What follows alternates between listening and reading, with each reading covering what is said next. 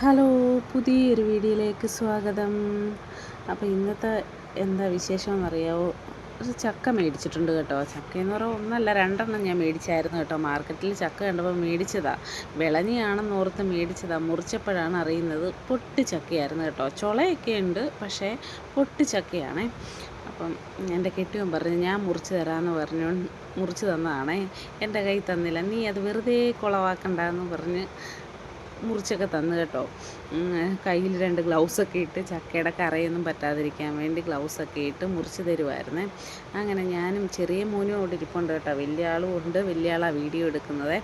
അങ്ങനെ ചക്കയൊക്കെ മുറിച്ചിങ്ങനെ തന്നു. അപ്പം ഓരോന്നായിട്ട് ഞാനത് അടർത്താനായിട്ട് നോക്കുവാണ്. പക്ഷേ മടലിനൊക്കെ നല്ല കട്ടി കേട്ടോ. ഭയങ്കര കട്ടിയാണ് ചക്കയ്ക്ക്. ചക്കയ്ക്കല്ല, സോറി, ആ മടലിൽ നിന്ന് വിട്ട് വരാൻ വേണ്ടിയേ, മടലെന്നാണ് നമ്മളതിൻ്റെ ആ പുറത്തെ ആ ഇതിന് പറയുന്നത് കേട്ടോ. ഞങ്ങളുടെ അങ്ങോട്ടൊക്കെ മടലെന്നാണ് പറയുക. അപ്പോൾ ഒരു വിധമൊക്കെ അതൊന്ന് ഇളക്കിയെടുക്കാമെന്ന് ഓർത്ത്. അപ്പോൾ ചെറിയൊരു ചക്ക അപ്പുറത്ത് മുറിച്ച് വെച്ചിരിക്കുന്നത് അതങ്ങ് പന്നലായിപ്പോയി കേട്ടോ. അത് എന്താ പറയുക, അങ്ങ് പഴുത്തതുപോലെ, എന്നാൽ വിളഞ്ഞതല്ല, പൊട്ടിച്ചക്ക വാടിപ്പഴുക്കത്തില്ലേ, അതുപോലെ ആയതാണേ. അപ്പോൾ അത് കളയാമെന്ന് വിചാരിച്ചു. അപ്പം ഒരു പ്ലാസ്റ്റിക്കൊക്കെ വിരിച്ചിട്ട്, പേപ്പറില്ലായിരുന്നു നോക്കിയപ്പോൾ, അപ്പോൾ ഒരു പ്ലാസ്റ്റിക്കൊക്കെ വിരിച്ചിട്ട് അതിനകത്തോട്ട് ചക്ക ഓരോ ചുള ഇങ്ങനെ ചക്കയായിട്ട് അങ്ങോട്ട് ഇളക്കിയിട്ടു ഞാൻ കൊടുത്തു കേട്ടോ. ഇനി ഇതൊന്ന് വൃത്തിയാക്കി എടുത്തു. പിന്നെ അതിന് ശേഷം അതിൻ്റെ കുരുവൊന്നും അത്ര കൊള്ളാമെന്നൊന്നും തോന്നുന്നില്ല കേട്ടോ. അപ്പോൾ അതൊന്ന് വൃത്തിയാക്കി എടുത്തൊന്ന് അരിഞ്ഞെടുക്കാമെന്ന് വിചാരിച്ചു കേട്ടോ. ഞാൻ അന്നേരം തന്നെ അങ്ങ് അരിഞ്ഞെടുത്തു. അതിൻ്റെ ആ ചവുണിയൊക്കെ കളഞ്ഞ് അരിഞ്ഞ് അപ്പം തന്നെ ഒരു പാത്രത്തിലോട്ട് അങ്ങ് എടുത്തു. അങ്ങനെ നമ്മുടെ ചക്കയൊക്കെ ഏകദേശം വൃത്തിയാക്കി ഞാൻ എടുത്തിട്ടുണ്ട്. അരിഞ്ഞ് അടപ്പയിൽ വേവിക്കാനായിട്ട് വെച്ച് കേട്ടോ. സ്റ്റൗ കത്തിച്ച് കുറച്ച് വെള്ളമൊക്കെ ഒഴിച്ചു കൊടുത്ത് അടച്ച് വേവിക്കാനായിട്ട് വെച്ച്. പിന്നെ കുറച്ച് തേങ്ങ തിരുമ്മി എടുക്കുകയാണേ.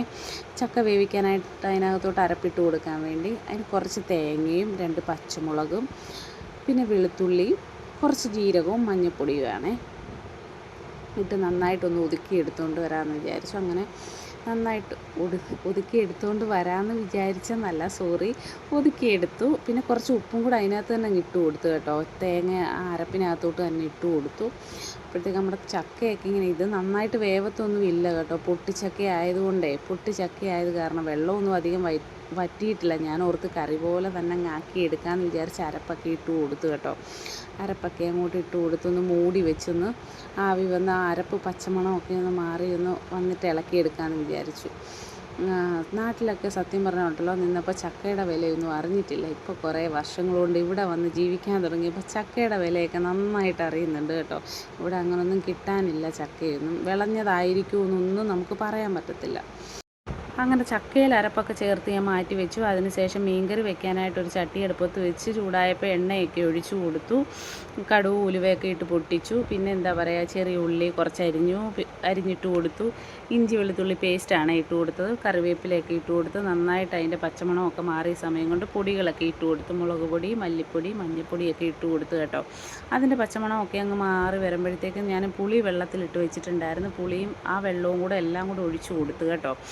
ഒഴിച്ചു കൊടുത്തതിന് ശേഷം ആവശ്യത്തിന് വെള്ളം ഒഴിച്ചു കൊടുത്തു.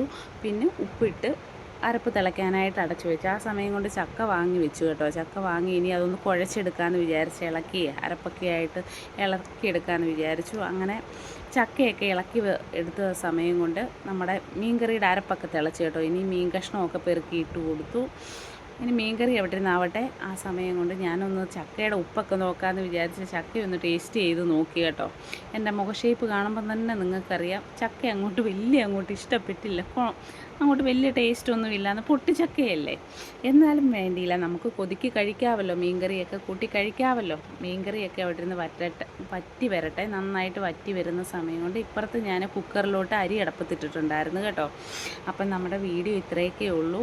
നിങ്ങൾക്ക് ഇഷ്ടപ്പെട്ടാൽ സപ്പോർട്ട് ചെയ്യാൻ മറക്കരുത്. അപ്പോൾ പുതിയൊരു വീഡിയോ ആയിട്ട് വരും വരെ എല്ലാ കൂട്ടുകാർക്കും ടാറ്റാ.